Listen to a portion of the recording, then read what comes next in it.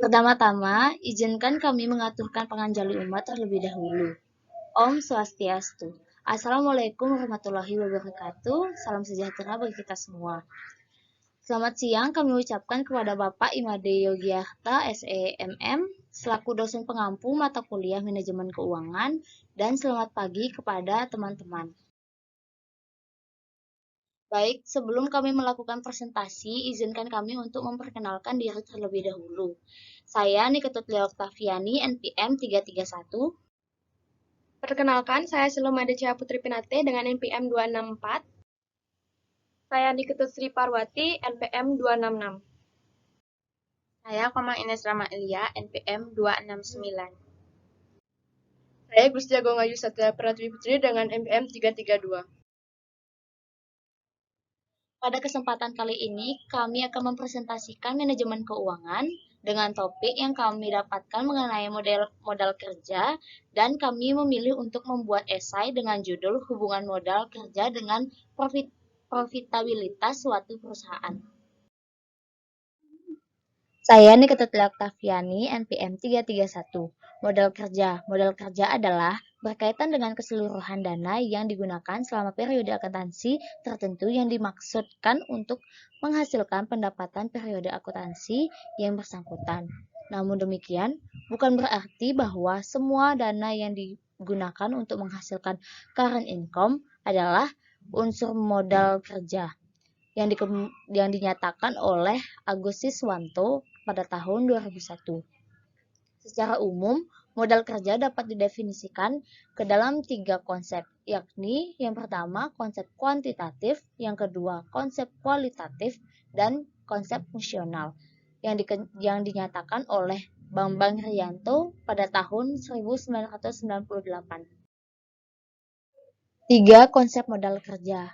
Yang pertama, konsep kuantitatif adalah jumlah keseluruhan dari aktiva lancar, di mana kuantitas dari dana yang diperlukan untuk mencukupi kebutuhan perusahaan dalam membiayai operasinya yang bersifat rutin atau menunjukkan jumlah dana yang tersedia untuk tujuan operasi jangka pendek. Yang kedua, konsep kualitatif adalah aktiva lancar yang benar-benar digunakan untuk membiayai operasi perusahaan tanpa mengganggu likuiditasnya. Bersifat kualitatif karena menunjukkan tersedianya aktiva lancar yang lebih besar daripada hutang lancarnya, hutang jangka pendek, dan menunjukkan tingkat keamanan bagi para kreditur jangka pendek, serta menjamin kelangsungan operasi di masa mendatang. Yang ketiga, konsep fungsional dapat ditinjau dalam menghasilkan pendapatan atau income perusahaan. Setiap dana yang digunakan dalam perusahaan adalah dimaksudkan untuk menghasilkan pendapatan. Ada sebagian dana yang dipergunakan dalam suatu periode tertentu langsung menghasilkan pendapatan baik bagi periode tersebut, dan ada sebagian dana lain yang digunakan pada periode tersebut, tetapi tidak seluruhnya digunakan untuk menghasilkan current income. Saya Gusti Agung Ayu Satya Pratwi Putri dengan NPM 332 akan menjelaskan tentang bentuk modal. Aktiva lancar adalah uang kas dan aktiva lainnya yang dapat diharapkan untuk dicairkan atau ditukar menjadi uang tunai, dijual atau dikonsumer dalam periode berikutnya. Yang termasuk aktiva lancar adalah yang pertama, kas, uang tunai dan alat pembayaran lainnya yang digunakan untuk membiayai operasional perusahaan. Yang kedua, efek atau surat berharga, suatu kepemilikan saham atau obligasi perusahaan lainnya yang dibeli untuk dapat dijual kembali. Yang ketiga, piutang dagang. Piutang dagang meliputi keseluruhan tagihan yang timbul karena penjualan secara kredit. Yang keempat, wesel tagihan, tagihan perusahaan kepada pihak lain yang dinyatakan dalam suatu proses. Yang kelima, piutang pendapatan, pendapatan yang sudah menjadi hak tetap belum diterima pembayarannya. Yang keenam, biaya yang dibayar di muka pembayaran beban yang dibayar di awal namun belum dapat disebut kewajiban pada periode yang bersangkutan. Yang ketujuh, perlengkapan seluruh alat yang digunakan dan demi kelancaran bisnis yang didirikan.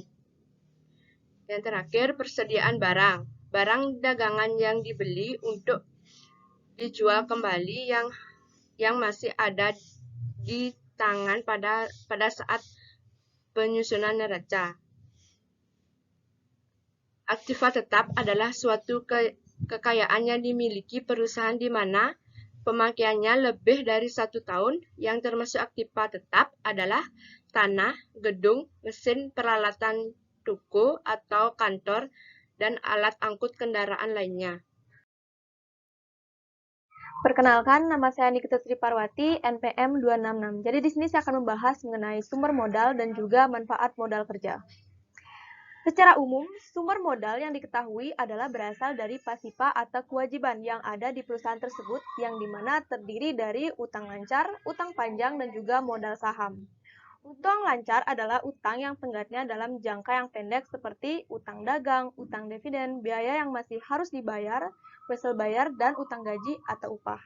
Yang kedua, utang panjang adalah utang yang memiliki tenggat bisa mencapai bertahun-tahun seperti utang obligasi dan juga utang hipotek. Yang ketiga, modal saham, yaitu jumlah saham atau nilai saham pada saat pendirian perusahaan. Selanjutnya, manfaat modal kerja. Menurut Munawir dalam bukunya yang berjudul Analisis Laporan Keuangan, yang pertama yaitu untuk dapat melindungi perusahaan dari krisis modal kerja karena turunnya nilai dari aktiva lancar. Yang kedua, untuk dapat membayar seluruh kewajiban yang dimiliki perusahaan seperti gaji, upah, biaya operasi, maupun pengeluaran untuk membeli bahan baku. Yang ketiga, untuk dapat memberikan syarat kredit yang lebih menguntungkan kepada konsumen. Yang keempat, untuk dapat beroperasi dengan efektif dan efisien. Dan yang terakhir, untuk memiliki persediaan dalam jumlah yang cukup untuk melayani para konsumen.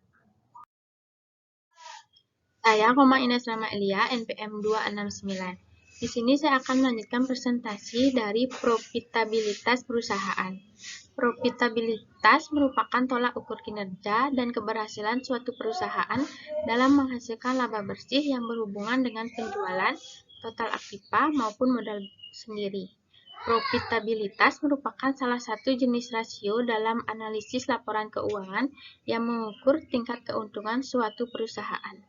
Rasio profitabilitas juga dikatakan sebagai rasio untuk mengukur kemampuan perusahaan dalam memperoleh keuntungan dari penggunaan modalnya, karena menggambarkan bagaimana mendapatkan laba melalui kemampuan dan sumber yang ada seperti kegiatan, penjualan, kas, modal, jumlah karyawan, jumlah cabang, dan sebagainya. Profitabilitas suatu perusahaan diukur dengan kesuksesan perusahaan dan kemampuan menggunakan aktivanya secara produktif. Dengan demikian, profitabilitas suatu perusahaan dapat diketahui dengan membandingkan antara laba yang diperoleh dalam suatu periode dengan jumlah aktiva atau jumlah modal perusahaan tersebut. Jumlah keuntungan atau laba yang diperoleh secara teratur merupakan suatu faktor yang sangat penting yang perlu mendapatkan perhatian penganalisa di dalam menilai profitabilitas suatu perusahaan. Profitabilitas sering digunakan untuk mengukur efisiensi pengguna modal kerja dalam suatu perusahaan dengan membandingkan antara laba dengan modal yang dipergunakan dalam operasi. Oleh karena itu, keuntungan yang besar tidak menjamin bahwa perusahaan profitable, karena bagi manajemen atau pihak lain, profitabilitas yang tinggi lebih penting daripada keuntungan yang besar. Saya Selama Cahaya Putri Pinate dengan NPM 264 akan melanjutkan presentasi mengenai hubungan modal kerja dengan profitabilitas perusahaan. Modal kerja menurut Jumingan pada tahun 2005 adalah modal kerja di mana dalam suatu perusahaan harus dikelola dengan baik. Modal kerja harus mampu membiayai pengeluaran untuk kegiatan operasi perusahaan. Karena dengan adanya modal kerja, perusahaan tidak akan mengalami kesulitan dalam bidang keuangan. Dengan adanya modal kerja yang cukup, itu akan berdampak baik daripada modal kerja yang berlebihan maupun kekurangan yang mencerminkan bahwa perusahaan tersebut tidak dapat menggunakan dana yang ada dengan baik. Sehingga dana tersebut tidak menjadi produktif, dan hal tersebut sangat dapat berdampak kepada profitabilitas perusahaan. Modal kerja memiliki hubungan yang erat dengan tingkat profitabilitas suatu perusahaan, sebab modal kerja yang menjadi penunjang dalam menjalankan suatu kegiatan operasi perusahaan. Karena semakin tinggi modal kerja yang dimiliki perusahaan, maka semakin tinggi pula profitabilitas atau kemampuan suatu perusahaan dalam memperoleh laba. Nah, hal tersebut dapat terjadi diakibatkan oleh semakin besarnya modal kerja, maka semakin banyak jumlah produk yang dapat dihasilkan dan jumlah produk yang dijual akan semakin bertambah dan juga laba perusahaan pun akan ikut bertambah. Kesimpulannya adalah setiap perusahaan membutuhkan modal untuk membiayai operasi sehari-hari. Kemudian dana yang telah dikeluarkan itu kembali lagi masuk ke dalam perusahaan dari hasil penjualan barang-barang yang telah diproduksi oleh perusahaan tadi. Elemen-elemen dari modal kerja seperti kas, piutang, persediaan, dan lain-lain pada hakikatnya mengalami perputaran sampai kembali lagi menjadi bentuk kas dengan nilai yang lebih tinggi dari semula kas itu dikeluarkan. Modal kerja memiliki hubungan yang erat dengan tingkat profitabilitas suatu perusahaan, sebab modal kerja yang menjadi penunjang dalam menjalankan suatu kegiatan operasi perusahaan untuk mendapatkan profit atau keuntungan. Karena semakin tinggi modal kerja yang dimiliki perusahaan, maka semakin tinggi pula profitabilitas atau kemampuan suatu perusahaan dalam memperoleh laba. Baik, sekian presentasi dari kelompok kami. Jika ada kesalahan kata maupun perbuatan, mohon dimaafkan. Kami tutup dengan Paramasanti.